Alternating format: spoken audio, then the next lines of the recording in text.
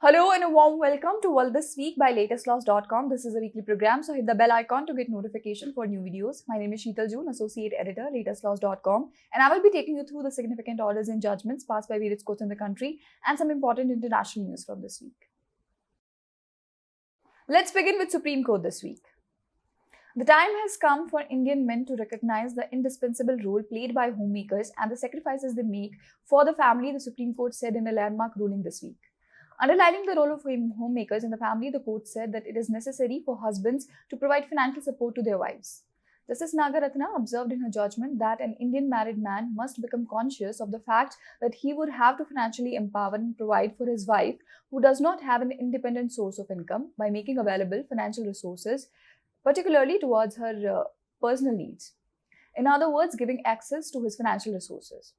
Such financial empowerment would place such a vulnerable wife in a more secure position in the family. Those Indian married men who are conscious of this aspect and who make available their financial resources for their spouses towards their personal expenses apart from household expenditure, possibly by having a joint bank account or via an ATM card, must be acknowledged, she said in the order. The Supreme Court has ruled that the Chief Information Commissioner (CIC) has the authority to constitute benches of the Transparency Panel and divide work within the Commission. This decision overruled the Delhi High Court's May 2010 judgment, which had asserted otherwise. A bench of Justice Vikram Nath and Justice Satish Chandra Sharma found the High Court's judgment contrary to the objective and functioning of the Right to Information (RTI) Act, holding that the CIC does possess the authority to constitute benches.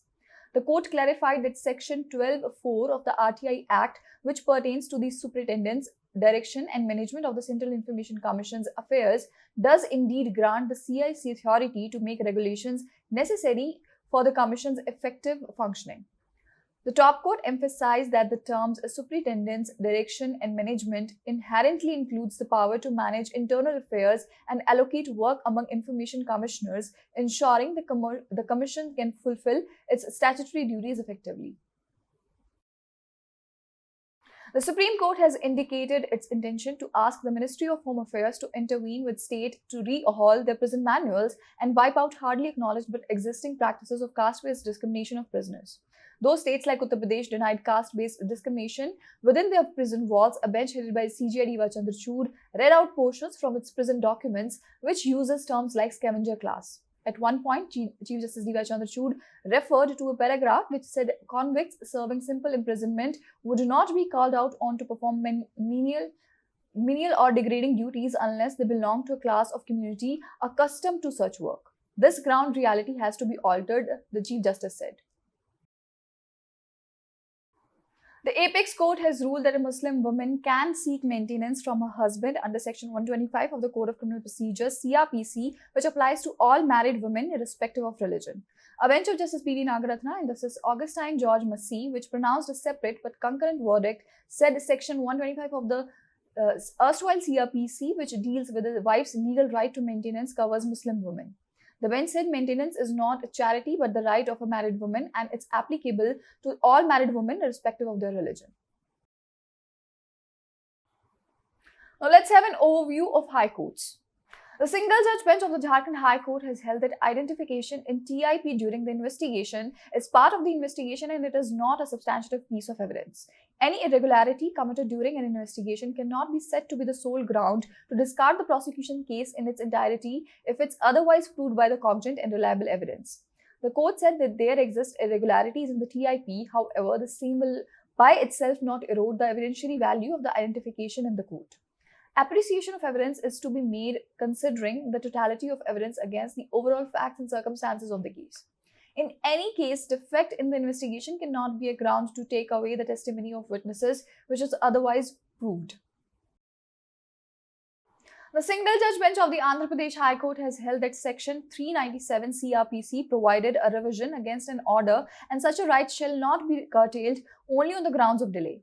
Even if there are not enough reasons to justify a liberal approach based on the facts and circumstances ought to have been given when there is no negligence, inaction or lack of bona fides on the part of the petitioner, the court said.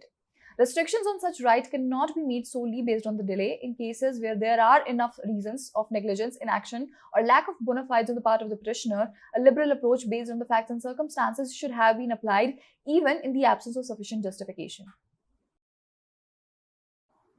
In a significant ruling, the Kerala High Court has stated that a woman's partner who is not legally married cannot be prosecuted under Section 498A of the IPC for the offence of cruelty.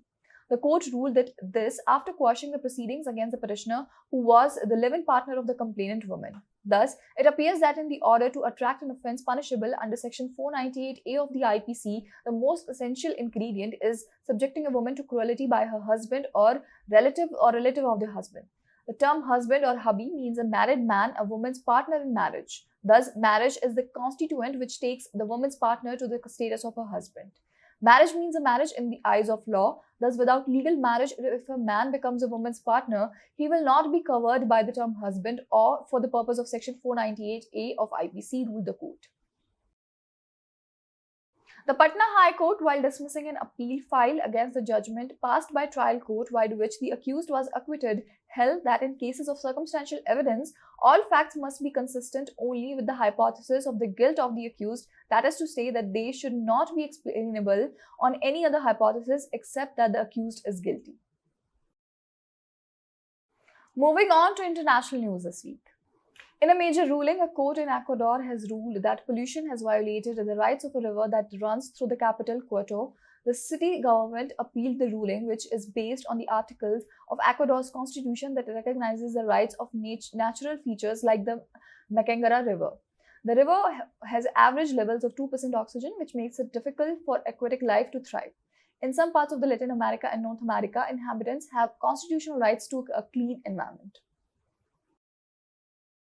In a tremendous legal victory to Tesla CEO Elon Musk, a San Francisco-based US court on Wednesday dismissed a lawsuit alleging that the billionaire refused to pay at least $50 million in severance to thousands of employees fired in mass layoffs when he acquired the social media company Twitter, now rebranded as X. Ex-Twitter employees claimed that only one of the world's richest men, Elon Musk, did not provide them with the appropriate severance packages as promised under a severance plan outlined in 2019. Instead, they claimed they only received 1 month of severance pay without any benefits. In the end, we have miscellaneous news. The Calcutta High Court, in a petition challenging the resolution of the Bar Council, which called for a Black Day protest against the implementation of 3 new criminal laws, stated that lawyers would be free to choose whether to participate in the protest or not, and that the resolution passed by the Bar Council was not a mandate but instead in the nature of a request. The court stated that it is a settled position of law that no one can be compelled to observe strike or cease work, and that the resolution of the Bar Council of West Bengal shall not be treated as a mandate on the learned advocates to abstain from work. Further, it was stated that no coercive action or measures or disciplinary action or any other action should be taken against any such advocate who wish to espouse the cause of their clients and who appear for the interest of their clients, and the rallies which have been asked to be organized are in the nature of the request of the Bar Association. The Delhi High Court has directed the Delhi Police to initiate investigations into cases of missing children immediately upon receiving a complaint, eliminating the previously customary 24-hour waiting period. A division bench comprising of Justice Pratibha M. Singh and Justice Amit Sharma emphasized that the Standard Operating Procedure (SOP) issued by the Ministry of Women and Children Development (MCWD) mandates prompt action in such cases. The bench highlighted that the first 24 hours are crucial for locating a missing child and that any delay could significantly hinder the chances of a positive outcome. Thank you for watching and have a nice day. This is a weekly program, and to get more information, please check the description box, and for weekly updates, like and subscribe to our channel.